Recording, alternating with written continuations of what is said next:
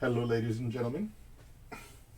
So now we're going to do this example. We're going to factor uh, this polynomial. And in fact, as you can see from the title of this homework section, this is going to be factoring by grouping, okay? We're going to see that, so as we mentioned before, we know that for most polynomials of degree greater than 2, um, the techniques for solving them, solving equations with those expressions, are going to be basically more limited than, for example, than we have for linear equations and for quadratics. As we mentioned before, linear equations, we know how to solve them. It's just systematically isolating the x values or the variable, isolating the variable, and then that lets us see what the solution to such an equation would be. In the case of the quadratic equations, we have seen that you can use completing the square for any quadratic equation. We can use the quadratic formula, which of course we saw is a consequence of the completing the square. And we can, and in certain special instances, we can also do factoring, okay? And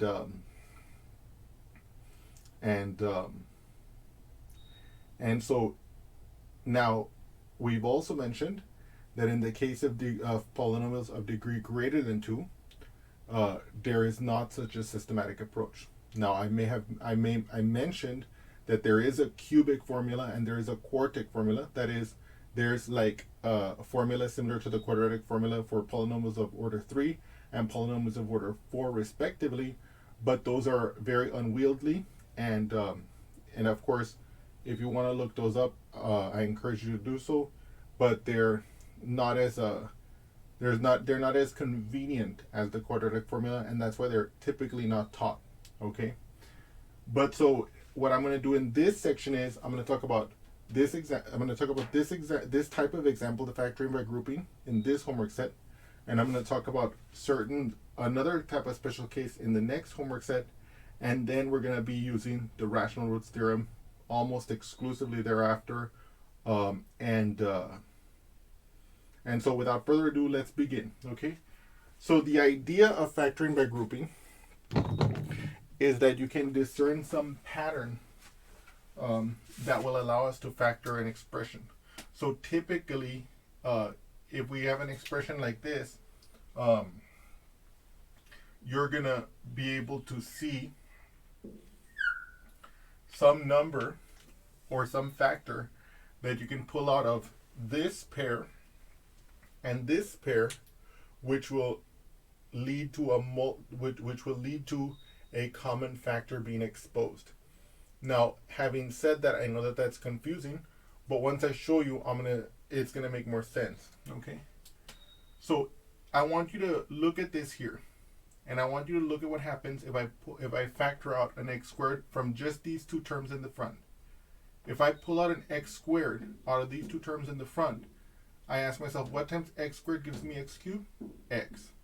What times x squared gives me minus 7x? Minus 7. Now, in these two terms here, this pair, what if I pull out a negative 4?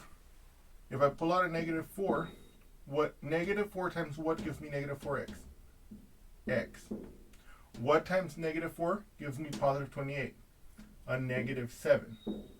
And so now I can state what I meant again. When you're gonna factor by grouping, if it's possible, of course this is not possible for all polynomials, right? But as we mentioned, it's a special it's a factoring technique that works for certain cases, okay? It's special cases. And so what you can see here is that I said that you would look for these pairs. You would look for factoring out some number or term from this pair and from this pair in such a manner that a common factor emerges. And in this case, that common factor is x minus 7. Because then we can remember in our brain the distributive law. Aha. If I have, let's say, BA plus see A, that's the same thing as B plus C times A. And if you look at this, okay, you can see, aha, if my x squared is my B and my x minus 7 is my A, right, then I can see my C here is negative, well, let me write it like this. Then this would be my C would be my negative 4, and then my A is again the x minus 7. You can see, aha, that factors out as B plus C, B plus C times A. So using this notation, or using these factors, I can see, aha, that's x squared, my B. My C in this case is the negative 4, so minus 4, and then and then the A on the other side, times the A. So x minus 7, like this. Okay? So in other words, what I'm saying is that by factoring, by grouping, we're able to achieve this. Now, you might have already picked up on this, but why is it called factoring by grouping?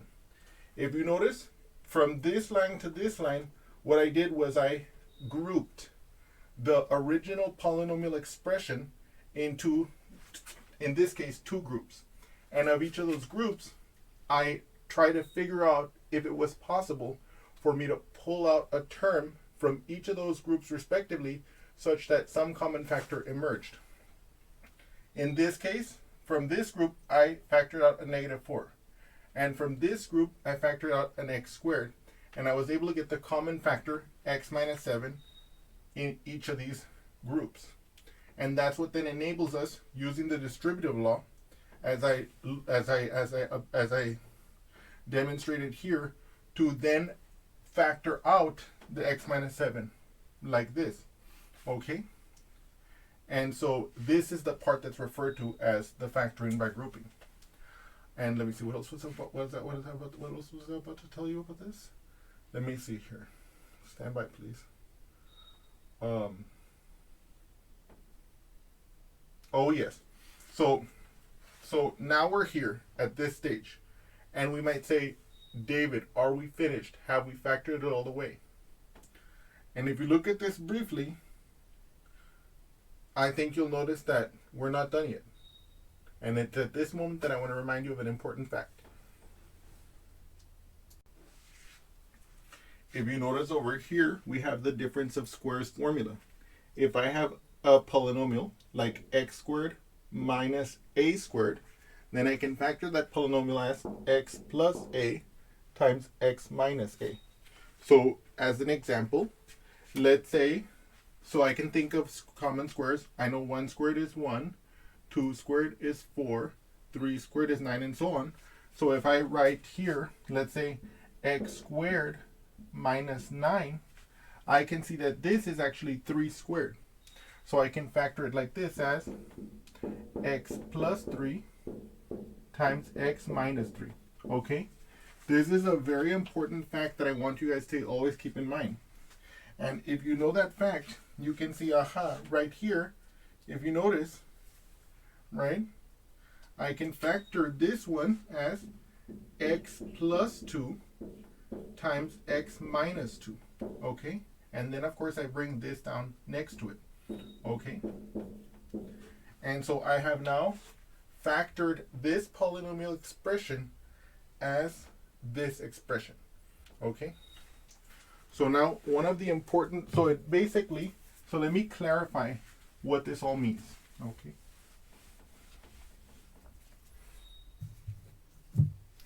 What this means is that I can state that from an algebraic standpoint, the expression x cubed minus 7x squared minus 4x plus 28 is equal to x plus 2 times x minus 2 times x minus 7.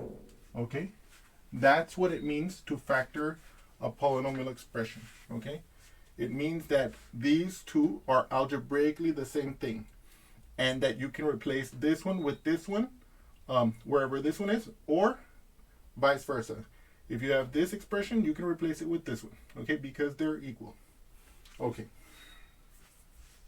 Now, so obviously, we're not learning the factorization just to say, just for kicks.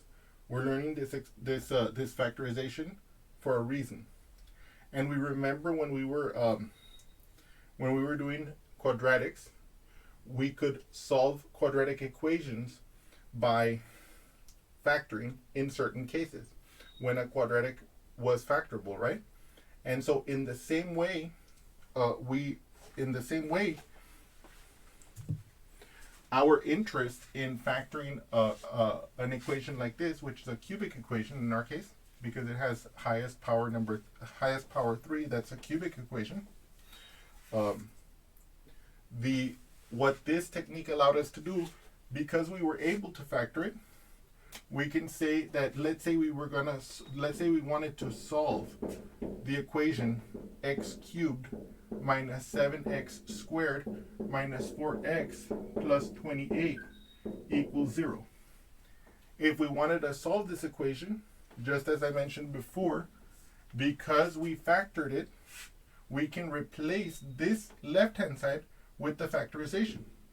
X plus 2 times x minus 2 times x minus 7 equals 0. And then, if you recall, and now we have to recall an important fact. So we recall that we have the zero product property. That is to say, suppose A, B, and C are real numbers and that their product is 0. That is to say, A times B times C is 0. Then either A equals 0, B equals 0, or C equals 0. Or more than one of these are 0. Okay? So that allows us to, so if we wanted to solve this equation, right? That is to say, we want to find those values of x that make this equation true. Then what we're going to do is we're going to replace it by its factorization in this case, because we have its factorization. And then once we have this factored form, we can say, aha, either the x plus 2 is equal to 0, or, right, the x minus 2 is equal to 0, or the x minus 7 is equal to 0. Okay? So if I want to look at this one, how do I get the x by itself? Minus 2 minus 2. So x equals negative 2. What about this one? Well, I would add the 2 to the other side like this, and I would get x equals 2. And here I would add the 7. X equals 7, right? If I go plus 7, I get x equals 7. And so what we were able to do was, because we were able to factor this polynomial expression, if this polynomial expression had been the left-hand side of an equation with that polynomial expression equaling 0, then replacing it with the factorization that we got in this case by grouping, we were able to find the x values that make the equation true. And we remember that for a polynomial of degree 3, it can have at most 3 distinct roots. In this case, we have 3 distinct roots. So we know that there's no more roots to be found and we're done. Now, just to put a button on it, I'm going to do 2 further things to fully flesh out this example. Number 1, I'm going to test these points so that I can prove to you that they are the solutions of the equation. That's number 1. Number 2, I'm going to take this factorization and I'm going to multiply it out so that you can see how to do it. And so that we can verify that it is indeed equal to this. Okay? So let's do that together. So here our claim was that for this equation, x cubed minus 7x squared minus 4x plus 28 equals 0, that these are the solutions. So what we're going to do first is we're going to try the negative 2. Let's do that together. So what I'm going to do is I'm going to take the negative 2 and I'm going to substitute it into the left-hand side. So I'm going to get negative 2 cubed minus 7 times negative 2 squared minus 4 times negative 2 plus 28. Okay? Notice, I didn't set it equal to 0 because I don't know that that's the case. I'm going to evaluate this left-hand side at our presumed solution and see if it does in fact simplify to 0. Now, what does negative 2 raised to the power 3 mean? It means negative 2 times negative 2 times negative 2, which is negative 2 times negative 2 is positive 4 times negative 2 again is negative 8. So it's going to be negative 8. Then here I have negative 2 times negative 2 because it's negative 2 squared, right? So negative 2 times negative 2 is positive 4 times negative 7. That's negative 28. Now, negative 4 times negative 2, that's plus 8. Then I bring down the plus 28 here. Now I start simplifying. Negative 8 minus 28, that's negative 36. Now I bring down these two. Plus 8 plus 28. Okay? Then I combine these two. Right? The negative 36 plus 8, that's going to be negative 28. And then I bring down the plus 28. Okay? And then, of course, from here it's clear. Negative 28 plus 28, that is in fact 0. So we have verified that if our original goal had been to solve this equation, then this first value, x equals negative 2, does in fact make the equation true. Okay? So this was the test for x equals negative 2. What about the test for x equal to positive 2? Okay? Let's do that together. So again, I'm going to evaluate this expression. I'm going to evaluate this expression with the value x equals 2. I mean, with that value x equals 2. Yeah, with the value x equals 2. So I'm going to have 2 cubed minus 7 times 2 squared minus 4 times 2 plus 28. Okay? This is going to equal, so first of all, what is 2 cubed? 2 times 2 is 4, times 2 is 8. Okay, so we see that this first term becomes 8. Then, what about this second term? 2 squared, what is that? 2 squared is 4 times negative 7, that's minus 28. What's 4 times 8? 4 times 2? That's 8, so it'll be minus 8 here. Then I just bring down the plus 28. Notice how as I carry out this calculation, I always keep the whole calculation together. The key issue here is that I want to be able to make sure that as I look at this calculation at a later time, I can see clearly the logical process that's unfolding. And I can always look at it and say, yes, I see how this line came from this line, and how this line that was before the current line came from the line before that, and so on and so forth. Now here, I'm going to start by adding these two. What is 8 minus 28? That'll be negative 20. Then I bring down the rest of this, okay? So minus 8 plus 28. Another reason why I like to keep the calculations together like this is, like, let's say I had done this one, and then I brought down the minus 8, and then I just stopped. I might forget to add the 28 at the end, and I might be like dumbfounded as to where I'm in the mistake. But by keeping the calculation together, I minimize that error. I minimize that avenue of error. Now I look at these two. If I combine these two, negative 20 minus 8, that's going to be negative 28. And then, of course, I bring down the plus 28 here. And then, of course, here from negative 28 plus 28, I can see immediately that it also equals to 0. Okay? Now, one thing that you might want to do if you're doing this kind of calculation is you might want to place a bracket at each, not a bracket, a kind of brace to indicate where these are coming from. So in this case, the negative 20 is coming from these. So I need to bring these down. These two are being combined for that, and so I still need to bring this down. That can also help you to organize yourself. Okay, and you could have done the same thing here where, these two became the negative 36. These two became the negative 28. And then of course finally these two are combined here. So this way you can see how the calculation is simplifying. Also, you can see here in these examples how you evaluate an expression at a particular x value. Okay? And now, finally, we need to find out what about the value x equals 7. So let us evaluate this polynomial at x equals 7. So I'm going to have here 7 cubed minus 7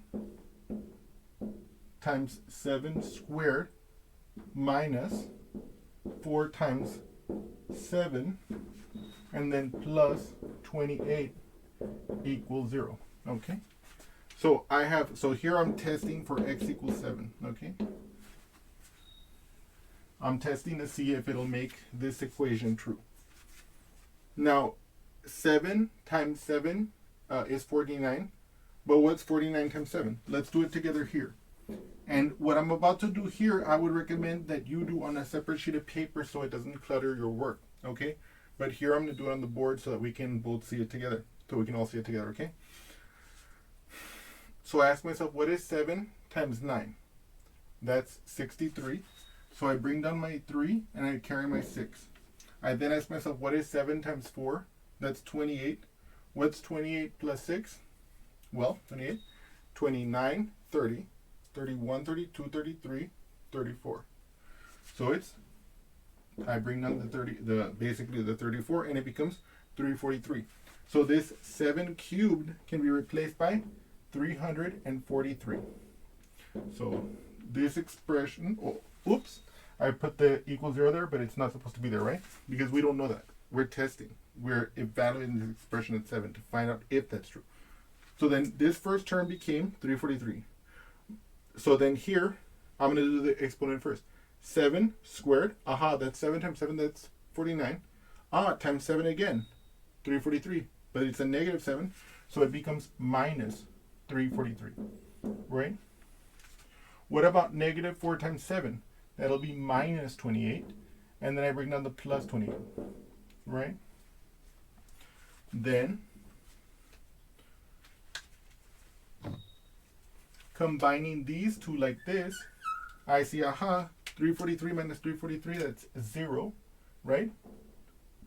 And then I bring down the minus 28 and the plus 28 from here in this calculation.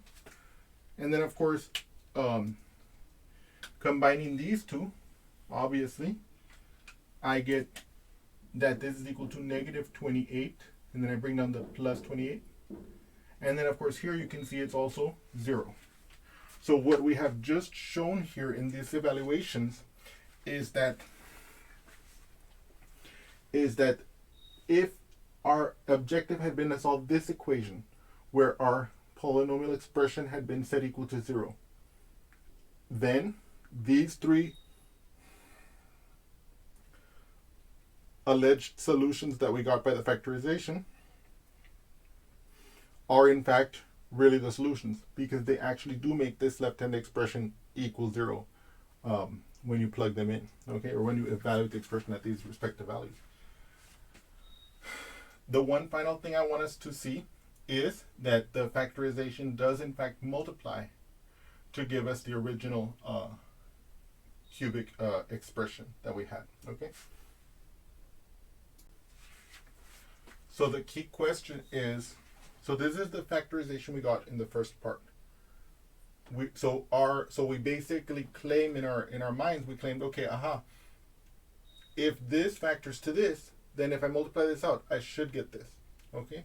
So let's do that together. And again, one of the reasons why I want to do this is I want you guys to see this calculation done so that you guys can later do it yourself, okay? And so you guys can see how to do it like appropriately. The first thing that I'm going to do is I'm going to make a bracket to hold these two, the product of these two, here. Then I'm going to bring this down here because I'm going to multiply that out later, but at the same time, I don't want to forget about it. And you'll see this is a common theme that I like to keep the calculations together. I don't like to break them up. And later on we're going to have to break up some calculations because they're going to get super unwieldy and long. Not in this section though, but like later on. And so in those cases, you'll see that there are situations where breaking out calculations is needed, and we're going to get to that later. But like calculations that are small like this need to be held together so you can minimize your chance of forgetting. Okay, so let's continue. So I'm going to first multiply these two terms, and the product is going to go in this square brace. By the way, the square brace is just like a parenthesis, but here it serves a visual effect of helping us to see that this is where the product of this is going. Okay, so it'll be x times x, which is x squared, x times 2, which is plus 2x, then the negative 2 times the x, which is minus 2x, and then the negative 2 times the plus 2, which is minus 4. Okay, then in the next line, what I'm going to do is I'm going to combine these two like terms. If you notice, what is 2x minus 2x? That's gone. So I'm left with x squared minus 4 here times the x minus 7. And now here, we're going to again multiply these two. What's x squared times x? That's x cubed. What's x squared times negative 7? That's minus 7x squared. What's negative 4 times x? That's minus 4x. And then what's negative 4 times negative 7? That's plus 28. Okay? And look, lo and behold, this is exactly the expression we started with. Okay? And so what I want you to see is that what I claimed above was true. When we're, and that is that when we got this factorization, that this factorization of this algebraic expression is identical to the expression from an algebraic point of view. Okay, if I evaluate this expression at some x value, the value of this expression will give me the same value as this expression would if I were to evaluate it at that same x value. But of course, the reason why we're learning how to factor polynomial expressions like this is basically because it helps us to, in this case, it helps us to solve polynomial equations. Okay. Later on, we'll see that it'll help us figure out important properties of the graph of an equation. Okay. And so, for example, in our discussion, we talked about the multiplicity of the roots. And so the multiplicity of a 0, that is to say. And when we have a factorization, we'll be able to find out what the multiplicity of those roots are. Okay. In this case, each of these roots is of multiplicity 1 because each of the factors is to the first power. Okay, but I don't want to belabor that too much. The most important thing I want you to take away from this example, now that we're terminating it, is that we can use the grouping technique to factor an example like this, as we saw.